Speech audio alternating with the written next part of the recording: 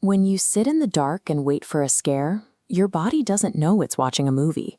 Your pupils dilate to let in more light, adrenaline floods your bloodstream, your heart rate accelerates to prepare for fight or flight. Yet when we look for something to trigger this biological response, we rely on top 10 scariest movies lists. These lists fail by treating fear as a universal, objective measurement, ranking films as if terror is a math equation that works exactly the same way on every human brain. This creates a recurring Friday night problem. You check Rotten Tomatoes, see a 95% certified fresh rating, and press play expecting a roller coaster ride with your friends. Instead, you get 2 hours of slow burn domestic grief. Horror is a highly subjective transaction. A film's success depends entirely on how the director's mechanical tactics line up with your specific psychological thresholds. Finding the right horror film requires ignoring the aggregate critical consensus. You have to diagnose exactly what kind of stimulus you are looking for before the opening credits roll. Every time you invest 2 hours into a horror film, you make a trade-off between two distinct experiences: immediate physiological spikes or lingering cognitive dread. This chart maps the mechanical pacing of horror films. The horizontal axis measures tempo, ranging from a creeping slow burn on the left to rapid-fire intensity on the right. The vertical axis tracks the type of stimulus the director deploys. It runs from deep cognitive dread at the bottom straight up to visceral, immediate shock at the top. Traditional review aggregators scatter vastly different movies entirely across this grid. They bundle slow psychological thrillers and high-energy slasher films under the exact same broad horror label, leaving audiences guessing about the actual experience they are buying into. To guarantee a return on your viewing investment, you need to isolate these quadrants and determine exactly how much cognitive patience you are willing to spend. Let's look at the upper right quadrant. This is the territory of high visceral shock and rapid-fire pacing. Films here rely heavily on the jump scare mechanic. Movies like Smile, Sinister, and The Conjuring weaponize perfectly timed audio stings paired with sudden visual reveals to force a physical reaction from the audience. The annual Science of Scare project clinically tracks the average heart rates of viewers to test this exact tactic. Their data proves that mechanical audiovisual triggers reliably produce intense, predictable cardiovascular spikes. This graph shows the biological roller coaster effect these films create. A steady resting heart rate is repeatedly interrupted by sudden jagged peaks, mimicking the exact physiological profile of riding a physical amusement park ride. The core trade-off of this quadrant is permanence. The immediate adrenaline rush is incredibly potent in the moment, but the fear rarely lingers after the credits roll. This temporary effect leads many purists to dismiss the jump scare as a cheap trick. However, biological spike films serve a highly specific function. They are best deployed as entertaining group experiences, communal endurance tests where the fun comes from screaming in a crowded room rather than exploring deep psychological terrain.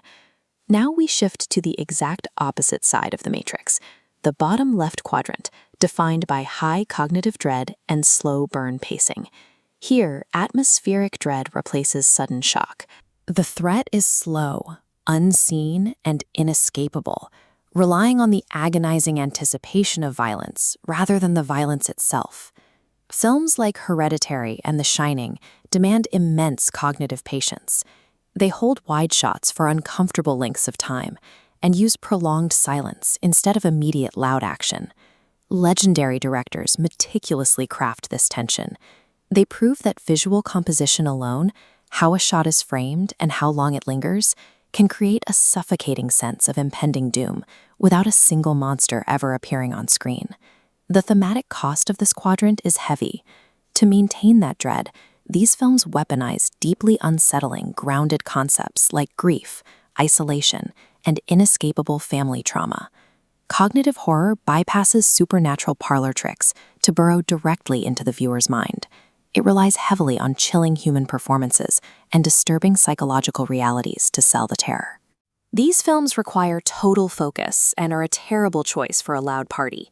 But if you invest the patience, they yield the highest psychological return, creating a heavy dread that outlasts the viewing experience by days. There is a wildcard subgenre that bypasses traditional cinematic pacing entirely: found footage.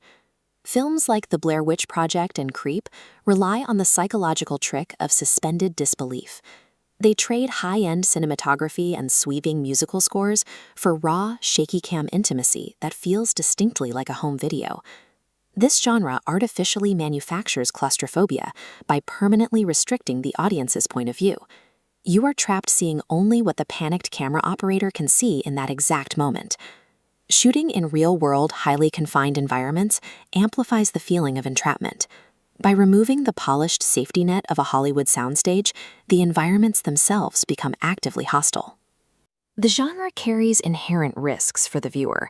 Because these films are cheap to produce, the market is saturated with low-budget, motion sickness-inducing clones. You have to curate your choices heavily to find the effective entries. Found footage serves as the ultimate immersion test. It is built specifically for viewers willing to sacrifice visual polish to experience the harsh, terrifying illusion of a documentary reality. Because fear is subjective, there is no universally perfect horror movie. There is only the perfect movie for your specific environment tonight. This flowchart maps how to match your appetite with the right cinematic mechanics. First is the adrenaline chaser. If your goal is group fun and immediate biological spikes, target the visceral, rapid-fire quadrant with films like Smile. Next is the slow burn tactician. If you are watching alone and seeking deep psychological disturbance, you need the cognitive slow burn quadrant. Think Hereditary or The Babadook. Finally, the immersion seeker. If you want raw, claustrophobic realism, bypass traditional pacing entirely and select top-tier found footage like Creep or As Above, So Below. Regardless of the path you choose, a successful horror experience requires intentional isolation and a total commitment to the film's specific reality. Stopping the cycle of frustrating movie nights requires abandoning objective review scores. Stop chasing what critics call the best horror movie and start investing your time in the precise psychological mechanics that match your own threshold.